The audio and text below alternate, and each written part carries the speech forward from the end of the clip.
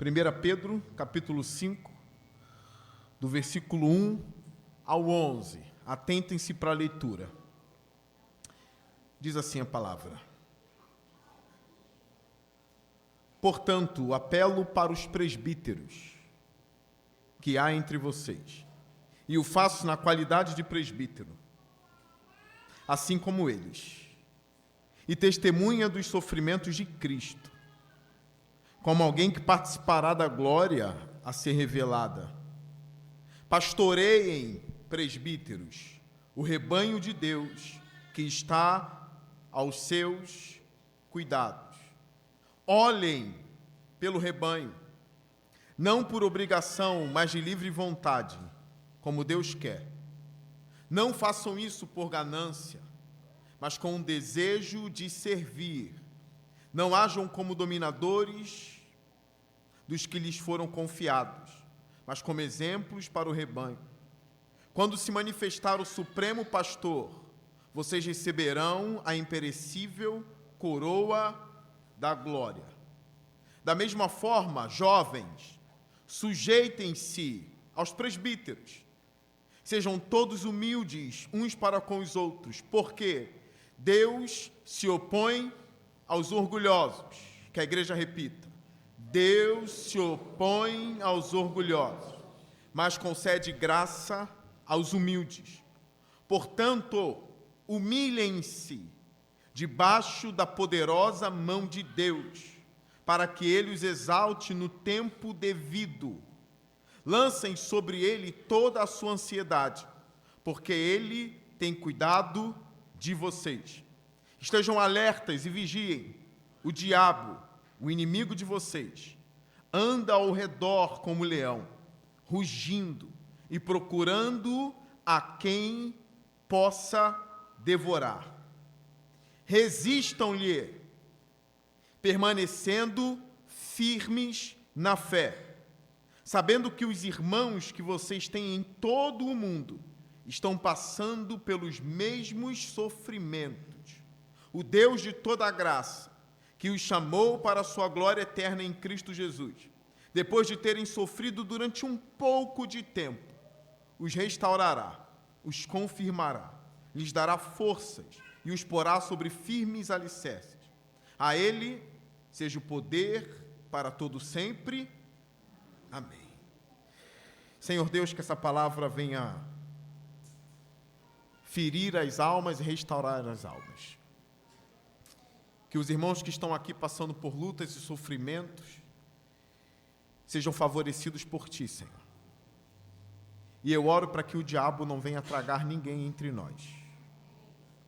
Nos ajude a resistir pro louvor da Sua glória, Pai. Em nome de Jesus, amém. Está tentando consertar, André, esse eco? Obrigado. Foi? Melhorou. Meus irmãos, eu quero indicar a vocês esse livrinho aqui, tá? Um livrinho branco, bonito, o Vale da Visão. Aqui está recheada de orações puritanas, os puritanos do passado. Orações lindíssimas, belas, que podem te inspirar e te encorajar em momentos de lutas, em momentos de aflições, momentos de alegria, exaltação à Trindade, está tudo aqui. E aí eu quero separar duas leituras, uma para agora e outra para o final do sermão. A primeira leitura, o tema é conflito, está na página 114. Acompanhe-me, vou tentar ler de forma rápida. Ó Senhor Deus, Tu és meu braço protetor, fortaleza, refúgio, escudo, arrimo. Luta por mim e meu inimigo fugirá. Sustém-me e não poderei cair. Fortalece-me e permanecerei firme. Equipa-me e não sofrerei nenhum dano. Fica ao meu lado e Satanás fugirá. Unge meus lábios com um cântico de salvação e alardearei a Tua vitória. Dá-me odiar todo o mal Como um monstro vil que desafia a tua lei, despreza teu governo, corrompe minha natureza, propaga a miséria. Ensina-me a olhar para Cristo em sua cruz e, à luz dela, saber quão repugnante é o pecado. Não há perdão a não ser através da morte de teu Filho. Não há purificação a não ser em seu precioso sangue. Não há remissão a não ser em sua expiação do mal. Mostra-me o opróbrio, a agonia, as chagas do Deus encarnado, a fim de que eu possa entender que para a ilimitada culpa apagou-se ilimitado preço. Pagou-se ilimitado preço. Que eu possa discernir a serpente mortífera em sua real malignidade, lamentá-la com santa indignação do meu íntimo, resolutamente fugir de cada uma de suas armadilhas, recusar ter com ela brincadeiras contaminadas. Bendito o Senhor Jesus, que na cruz eu possa ser ensinado sobre as catastróficas misérias das quais fui salvo, ponderar no que a palavra perdido implica, ver o fogo da destruição eterna. Então que eu possa estar mais próximo de ti, meu sacrifício, aderir a ti com fé firme, ser devotado a ti com todo o meu ser, detestar o pecado de forma tão forte como é forte o teu amor por mim, e que a santidade possa ser a atmosfera na qual vivo. São orações feitas em momentos de conflito, de sofrimento e dor. Nós precisamos aprender a ir ao nosso Deus em oração e pedir a Ele a força que nós precisamos para enfrentar a serpente, para enfrentar o mal e para que a gente saia ileso dos momentos de provações e tribulações. Pedro está escrevendo para uma igreja sofredora, uma igreja que passou por perseguição. Dentro desse contexto de sofrimento, tem mulheres que são casadas com homens ímpios, tem escravos que têm senhores ímpios. Todo tipo de sofrimento está envolto nessa epístola de Pedro. Então, é uma epístola que serve de consolo a todos os irmãos e irmãs que passam pelo vale, que passam por perseguições, calúnias. E aqui, como Pedro é um especialista nessa área, essa carta serve de força para quem está enfrentando o diabo. E Pedro é um especialista quando o assunto é diabo. Ele é um especialista porque ele mesmo foi peneirado pelo diabo. Ele mesmo caiu nas redes do diabo, sendo ele um pescador. Ele caiu como um peixe faminto nas redes de Satanás. Aqui eu não quero que vocês se enganem. Pedro não está tendo os pastores e os presbíteros como alvo da sua pregação ou dos seus conselhos. Porque nós lemos logo no capítulo 5, apelo para os pastores ou para os presbíteros. Pedro não tem os presbíteros como alvo. Tentam perceber aquilo que eu pude perceber. Pedro tem uma igreja sofredora como alvo e os presbíteros como uma flecha. Ele está mirando na igreja e os pastores, no plural, os presbíteros, não tinha só um pastor, era uma pluralidade de pastores. Ele tem esses pastores como uma flecha. E esses pastores precisam acertar o alvo de uma igreja em sofrimento. Esses pastores são deleites para uma igreja que sofre. Esse é um dos motivos pelos quais o Senhor Jesus levantou pastores.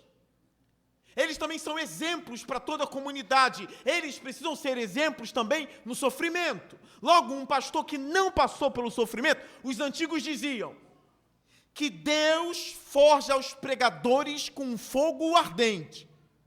Não é o fogo do inferno, mas é o fogo da dor, é o fogo do sofrimento.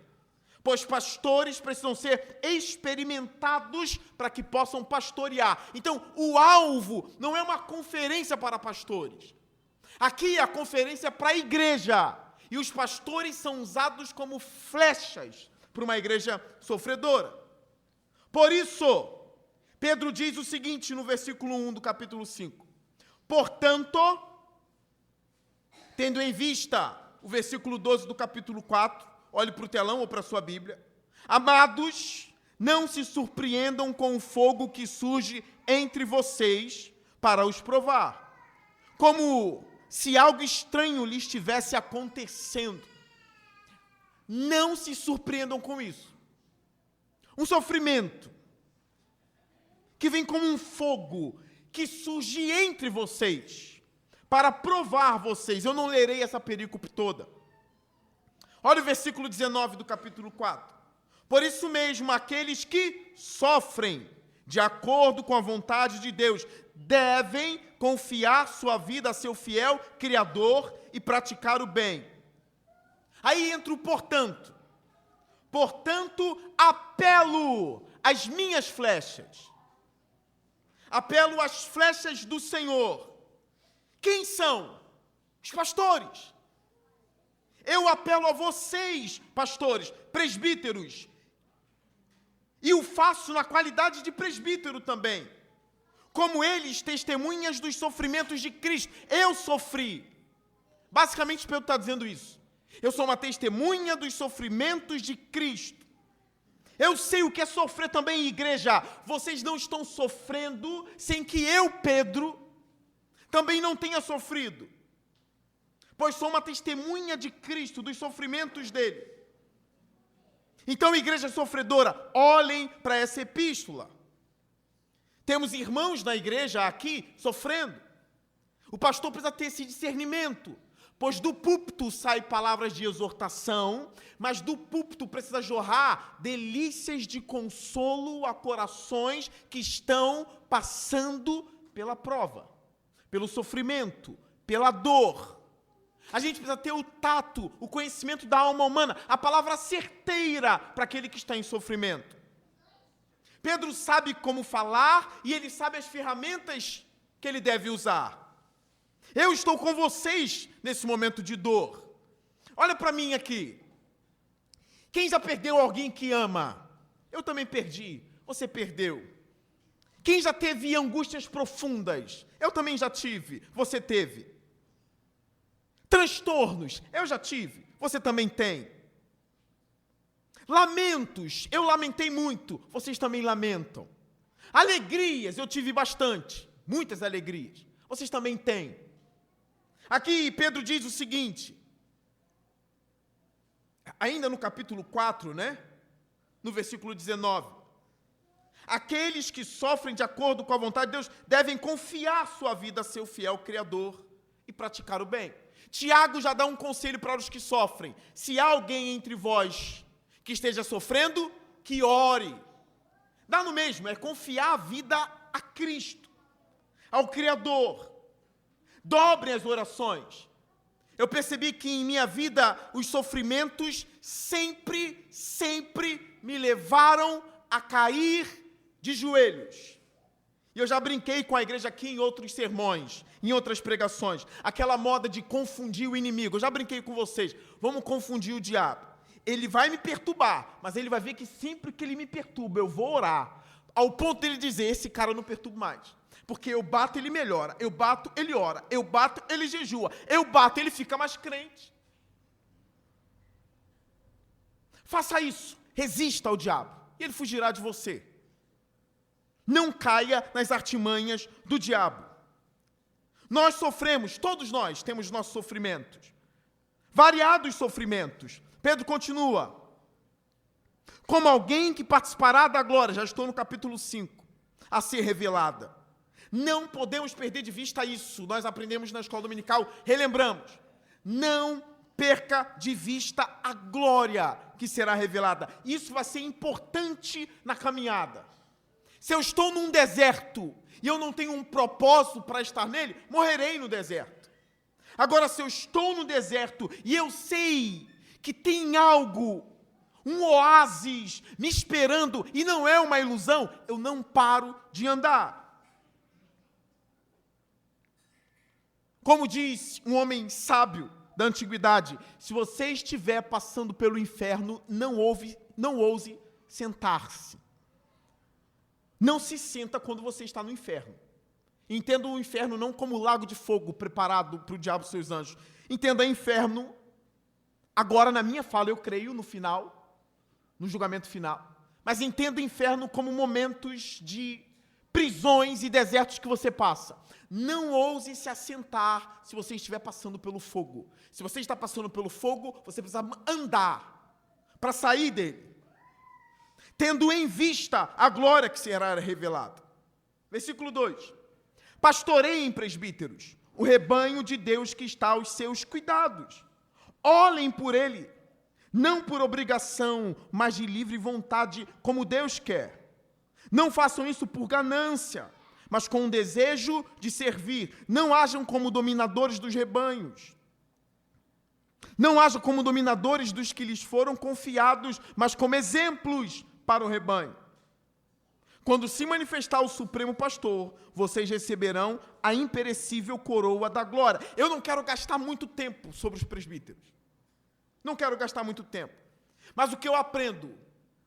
Pastor ganancioso não serve. Pastor que não faz de boa vontade não serve. Tem que ser de boa vontade. Porque a gente precisa estar no meio de uma comunidade que pode passar pelo fogo. E aí o mercenário que vê uma comunidade passando pelo fogo, ele não fica. É de boa vontade porque a gente precisa ser exemplo para uma comunidade inteira. Desabando, perdendo tudo. A igreja aqui, esses irmãos, perderam suas casas, foram expulsos de seus domicílios. Se não for de boa vontade, não haverá pastoreio sincero. Nesse texto aqui, não se toca em salário pastoral. Salário pastoral se toca em outros textos. Nesse aqui, não. Nesse aqui seja de boa vontade, como um exemplo para todos. E o que nos espera? Uma coroa. Vocês receberão a imperecível coroa de glória. Presbíteros também sofrem, trabalham, mas receberão uma coroa imperecível. Vocês também. Continuação, versículo 5. Da mesma forma, jovens, não sei se vocês têm problemas com insubmissão. Jovens, sujeitem-se aos mais velhos. Tem uma briga aqui. Aos mais velhos da igreja ou aos presbíteros da igreja? Fique comigo um pouco. Entenda como os presbíteros da igreja. Sujeitem-se aos presbíteros da igreja, jovens. Porque eles são exemplos para o rebanho. Eles cuidam de vocês. Eles não estão dados à ganância. Sujeitem-se a eles. Obedeçam a eles. Sejam todos humildes uns para com os outros, porque Deus se opõe aos orgulhosos. Um teólogo diz o seguinte: não é bom ter Deus como inimigo. Não é bom ter Deus como opositor. Gravem, Deus se opõe aos soberbos, aos orgulhosos, aos altivos. Deus detesta. Deus detesta a gente insubmissa. Mas tem gente que ele concede graça. Ele concede graça aos humildes. Ele concede graça a esses que se submetem. Portanto, verso 6. Humilhem-se debaixo da poderosa mão de Deus, para que Ele os exalte no devido tempo. Olha, se submeter à poderosa mão de Deus no ambiente de sofrimento, é que mesmo em meio a todo sofrimento, você não se rebela contra o Senhor. Você não se volta contra Ele. Você continua debaixo da potente mão dEle. Essa é uma das interpretações desse texto. Alguns tentam interpretar de uma outra forma. Continuem submissos aos presbíteros, porque assim você estará debaixo da poderosa mão de Deus. É uma briga. Eu fico com a primeira.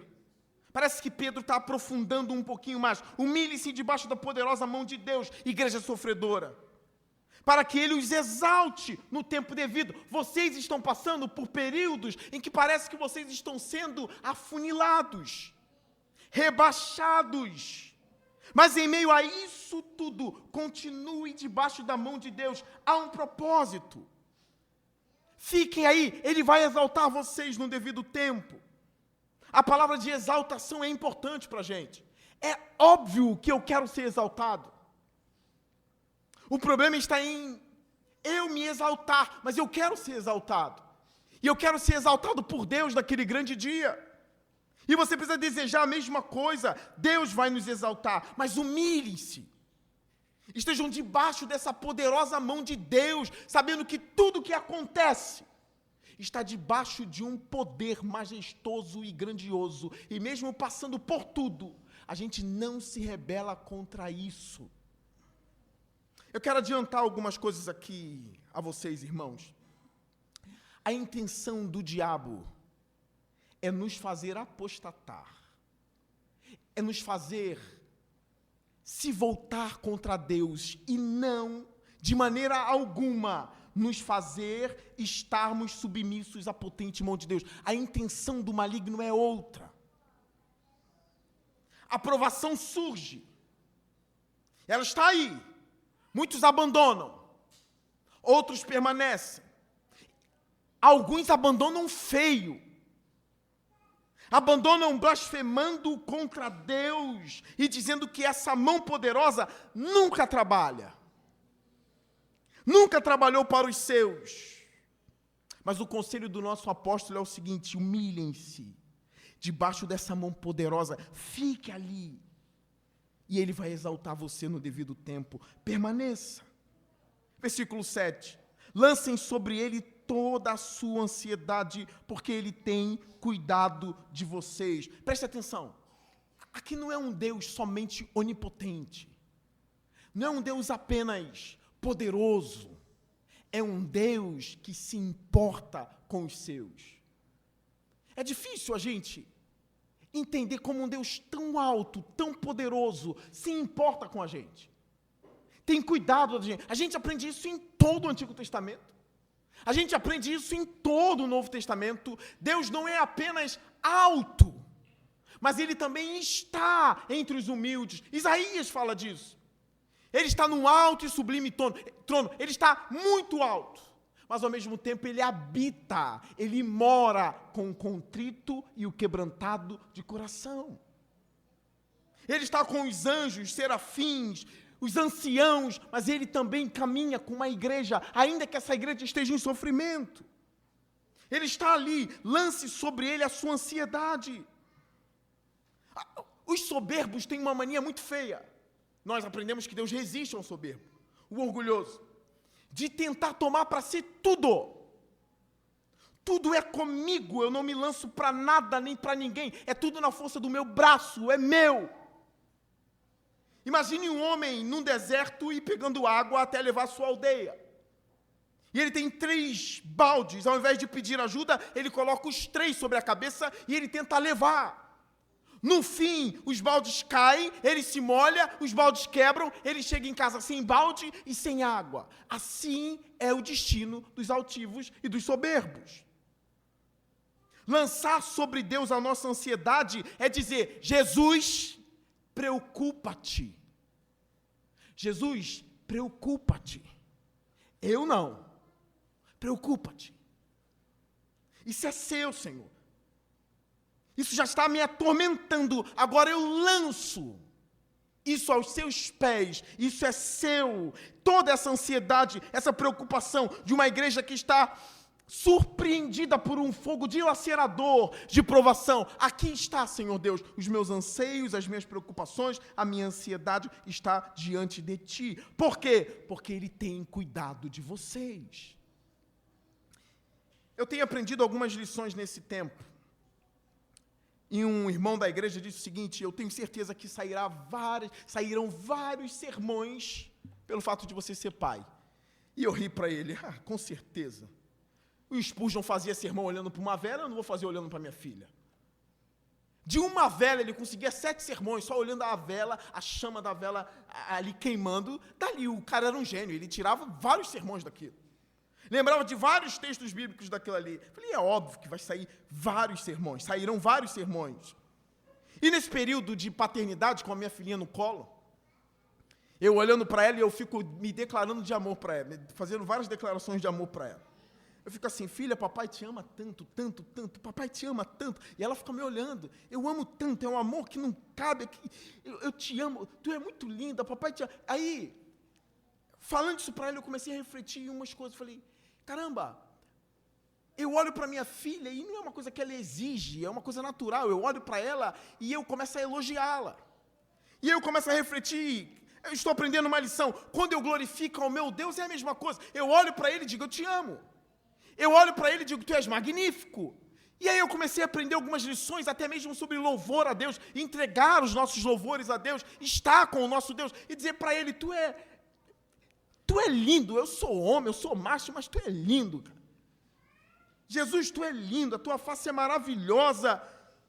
E aí eu estou achando que estou aprendendo lições com isso, até que em um desses momentos eu com a minha filha me declarando em amor para ela ali, algo veio no meu coração dizendo, você está entendendo algumas coisas boas, mas não é o que eu quero que você entenda agora. Eu acho estranho, que aí eu não sei se é o meu coração ou se é Deus. Eu falei, não é possível, isso é Deus. Eu não quero que você entenda isso agora, porque está muito assim, do Leonardo para a filha dele, do Leonardo para Deus. De Leonardo para a filha, de Leonardo para Deus. Sempre esse movimento de mim para alguém, de mim para Deus. De mim para outro, de mim para Deus. E vai subindo de mim para Deus. E aí eu senti alguma coisa no meu coração. Não é isso que eu estou te ensinando com a sua filha agora. O que eu estou te ensinando com a sua filha agora, olha de novo para o rostinho dela. Aí eu olhei. Vai, o que você quer falar? Filha, papai está aqui para morrer por você, se for necessário. Aí o meu coração dizendo assim, você está entendendo? Eu falei, mais ou menos. Não é de você para mim somente. O seu louvor é meu, é óbvio, isso é bom, mas não é só isso.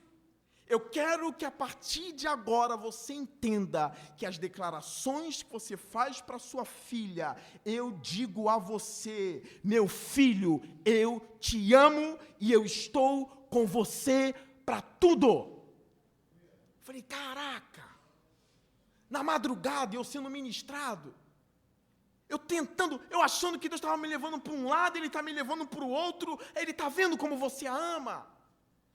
E Ele dizendo para mim, papai está aqui. Não é porque você está ficando velho que eu te desprezo.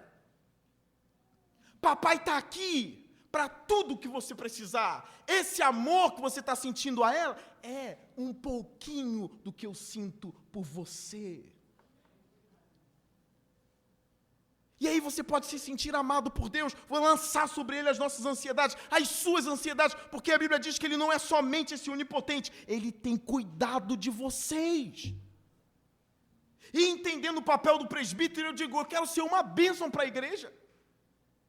Eu não quero ser um pastor que esmaga a igreja, eu não quero ser um pastor que domina a igreja, eu quero ser um pastor que é uma flecha de Deus para uma igreja, que passa por boas fases e por fases ruins. E entendendo isso, eu quero ministrar a vocês. Papai do céu tem cuidado de vocês. Papai do céu ama vocês. Entrega para Ele aquilo que está pesado, lança sobre Ele. Eu sei que alguns irmãos estão sofrendo aqui, lança sobre o Senhor toda a sua preocupação. Aprenda a fazer uma oração simples, Jesus. Tem algo perturbando a minha paz. Estou muito ansioso para isso, ou algo está me consumindo de uma forma maligna. Eu quero dizer aquilo que eu aprendi no culto lá com o pastor Leonardo pregando. Jesus, preocupa-te tu. Eu agora estou livre disso. Preocupa-te. Depois de analisar várias vezes aquela passagem da tempestade, em que Jesus estava dormindo no barco, eu já preguei sobre essa passagem, eu fiquei pensando sobre o silêncio de Deus, no meio do sofrimento, no meio do caos. Irmãos, o sofrimento, ou na verdade, o silêncio de Deus pode ser um pouco difícil de ser discernido. Há momentos em que Ele pode estar em silêncio porque a gente está vivendo uma vida de pecado. E aí Ele... Conserta-te primeiro, rapaz. Arrependa-se. Limpe suas mãos. Limpe o seu coração. Arrependa-se e volte. O silêncio de Deus pode estar envolvido com isso. Vocês pedem para gastar em seus prazeres, então eu não dou, não respondo. Agora, tem um silêncio de Deus que significa que está tudo bem. E a gente não percebe. Esse silêncio simplesmente está dizendo assim, está tudo bem, eu estou quieto, eu estou em silêncio, para que você entenda, não há motivo para barulhos.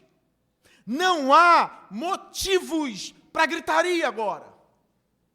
Está tudo bem, como na tempestade, não estava bem. Estava tempestade, o mar estava revolto, mas Jesus estava dormindo. Os discípulos estavam numa bagunça, correndo um para um lado, para o outro. Olha, não te importa que morramos? Esse silêncio de Jesus ali significava o seguinte: se eu descanso, descanse também. Se eu estou em silêncio, fique também, está tudo bem. Nem sempre é necessário orar. Parece uma heresia aqui, mas nem sempre é necessário orar. E aí vai dar a tua maturidade de conhecer mais o Senhor e dizer, não, está tudo bem já. Agora está tudo bem. Por quê? Porque meu Deus está em silêncio. É estranho isso, né? Você quer ver um pouquinho? Uma base pequenininha, porque eu estou dizendo, que nem sempre é necessário orar. Israel e Moisés de frente ao mar. Um mar parado.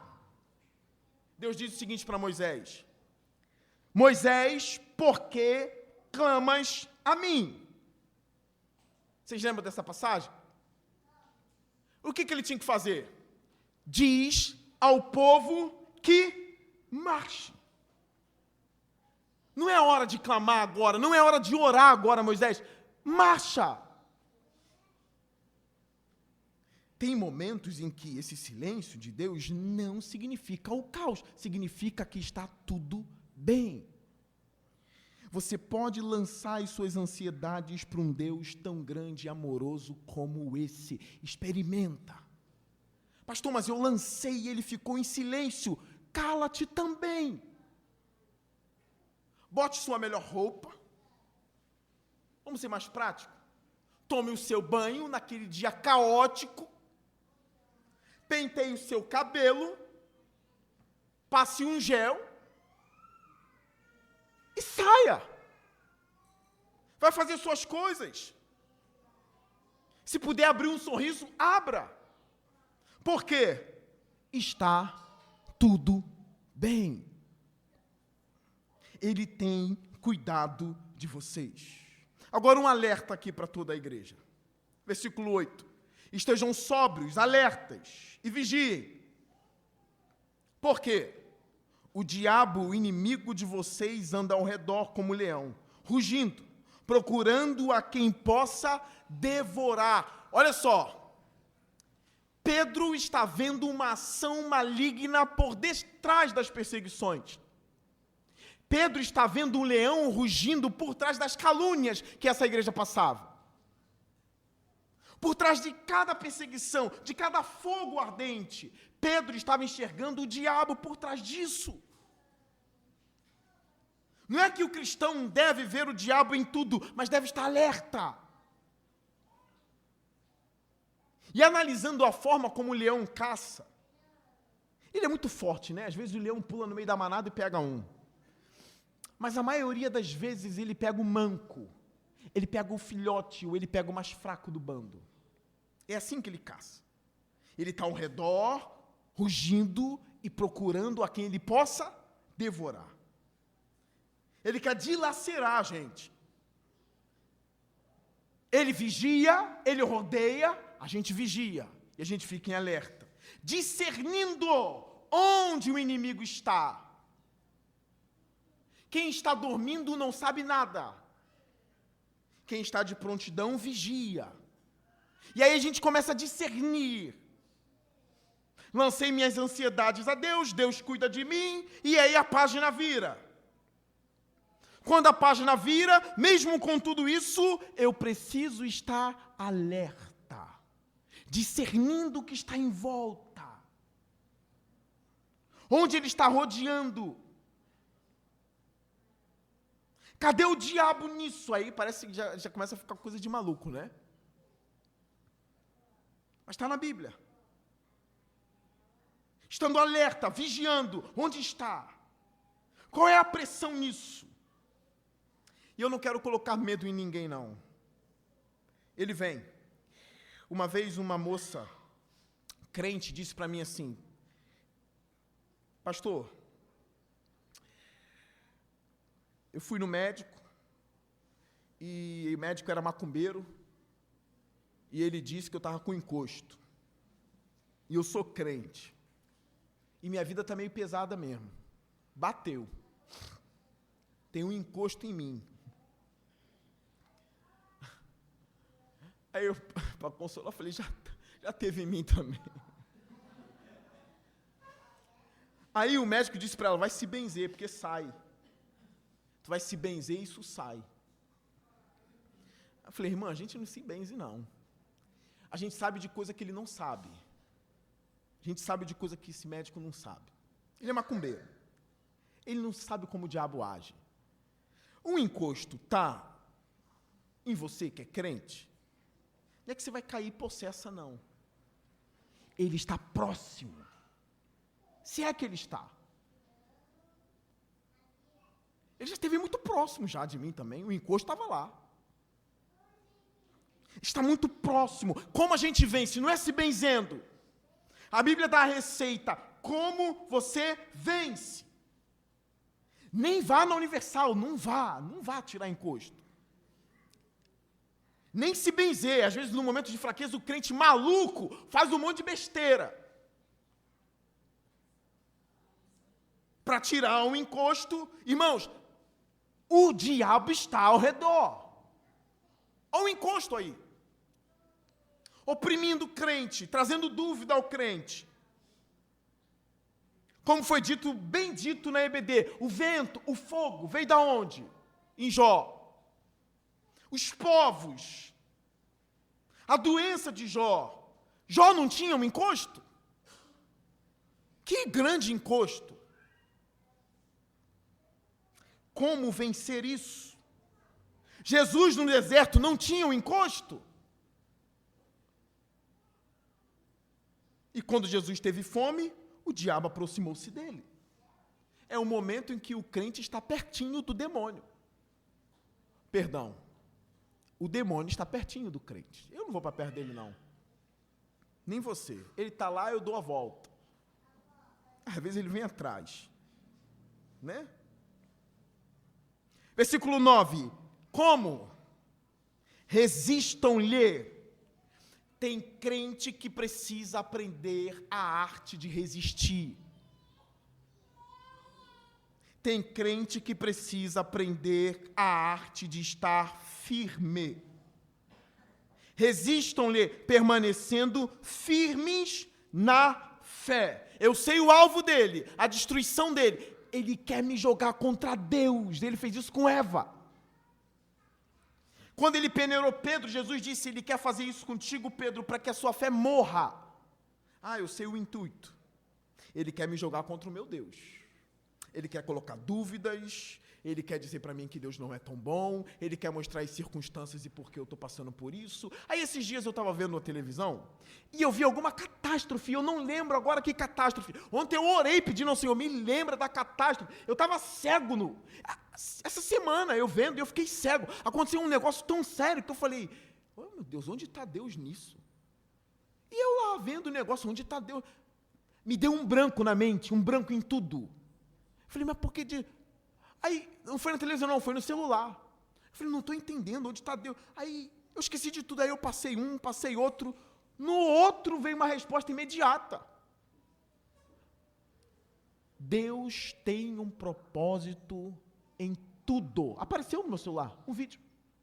Aí eu voltei, eu não lembro qual é a catástrofe. Eu falei, meu Deus, eu esqueci completamente da providência. Eu não sei o que me deu. Um apagão. Ligou só o modo cético. O modo crente estava desligado. Eu não sei se você já passou por isso. É o modo cético ligado. O modo crente desligado. Me deu um apagão. Eu não sei se foi um avião que caiu, agora eu não lembro. E se tem um propósito? Eu não sei da história. É tudo muito encaixado, eu não sei. O que eu sei pela Bíblia, aí eu voltei à sanidade. Tem um propósito que eu não sei. Cala-te, Leonardo. Cala-te. Eu não sei se foi a menina no vulcão, eu não sei se foi um avião que caiu, agora eu não estou lembrado, mas foi uma coisa doida que aconteceu esses dias. Cala-te, essa peça precisava ser encaixada, cala-te. Você não sabe o final da história. Então eu sei que o plano dele é matar a minha fé. O que eu faço como um soldado? Firme. Firme. Aí tem uma coisa que, se eu não me engano, foi Dostoiévski que escreveu, depois procura a fonte, por favor.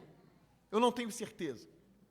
Mas eu vou parafrasear, porque eu tomei para mim, quando eu li, e eu mudei tudo. Eu mudei o que eu li, aí eu falei do meu jeito, ficou do jeito, e aí vai passar depois pro teu jeito, tu vai mudar.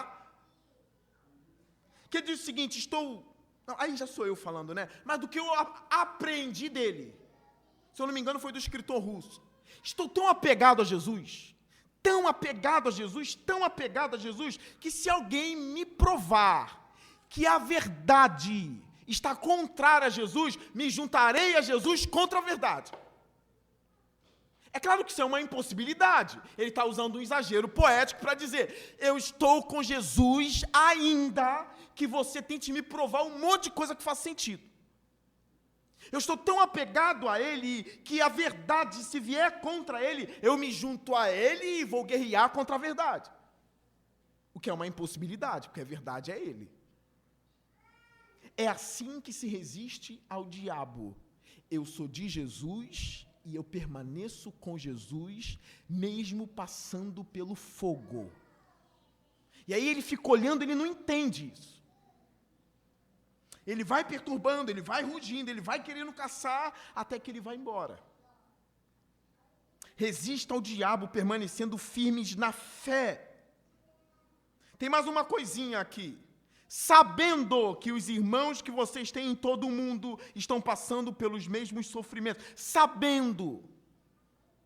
Não tem esses sofrimentos aí? Que a gente passa como igreja? Os crentes de todo o mundo também passam. Principalmente no ponto aqui, que provavelmente é a perseguição. Mas o diabo causa vários tipos de dores. Como Jó, foi um outro tipo de dor. Eu sei que cada um tem sua dor, e você diz, pastor, não toque na minha dor, porque cada um tem uma dor e cada um sofre como quer. Agora, na Bíblia, a gente tem o sofrimento de outros irmãos como um consolo. Sabendo que não é que Deus abandonou, todos estão no mesmo barco. Estão me atacando, mas estão atacando outros pastores. Estamos sofrendo, mas tem uma outra igreja sofrendo como a gente. Isso serve de consolo. Resista, permaneça na fé, sabendo que outros irmãos estão permanecendo. Estão sofrendo de igual modo. Caminhando para o final. O Deus de toda a graça, que os chamou para a sua glória eterna em Cristo Jesus, depois de terem sofrido durante um pouco de tempo, os restaurará, os confirmará, lhes dará força e os porá sobre firmes alicerces. A Ele seja o poder para todo sempre. Amém. Vamos sofrer, mas a glória nos aguarda. A gente vai passar por dor, mas é bem pouquinho. A glória nos aguarda. Ele vai nos firmar. Ele vai colocar os nossos pés sobre uma rocha e acabou, e ponto final. As coisas podem acontecer de forma muito rápida. Eu quero que vocês guardem isso. Não abandonem Cristo por nada. Não abandonem a fé por nada nessa vida. Eu termino o sermão da manhã com uma oração puritana chamada Perigo. Soberano comandante do universo, estou tristemente perseguido por dúvidas, medos e incredulidade. Em palpável escuridão espiritual, meu coração está cheio de más intenções e inquietação, e já não posso andar por fé. Desapareceu meu piloto celestial. Perdi minha porção da rocha eterna, afunda em lama profunda após a tempestade e ondas, em terror e aflição indizíveis. Ajuda-me, ó Senhor, a lançar-me em Ti, de forma absoluta e completa, para melhor ou pior, sem conforto ou coisa alguma, senão esperança. Dá-me paz de espírito, confiança, clareza de mente, alegria que vem pela manhã após uma noite de choro. Rega minha alma ricamente com bênçãos divinas. Concede que eu possa receber-te com humildade em privado. a fim de alegrar-me em ti em júbilo, em público. Concede que o topo do monte seja tão alto quanto é baixo este vale. Tua graça pode aniquilar o pior dos pecadores, e de fato sou vil. Todavia, fizeste de mim um monumento da tua misericórdia. Um monumento da tua misericórdia. Um troféu do teu poder redentor. Na minha aflição, não me deixes esquecer disto. Quando eu estiver aflito, não me deixe esquecer. Senhor de toda a sabedoria, a tua providência infalível ordena cada evento, suaviza todo temor, revela a presença do mal que se disfarça em bem, traz bem real daquilo que parece mal, torna insatisfatório aquilo que enche o meu coração, para me mostrar como é limitada a minha visão e me ensinar a viver pela fé na tua pessoa bendita. Livre da minha angústia e noite, dá-me o nome de Naphtali, aquele que luta. Ajuda-me a amar-te como filho teu e a andar de forma digna da minha filiação celestial. Fique de pé.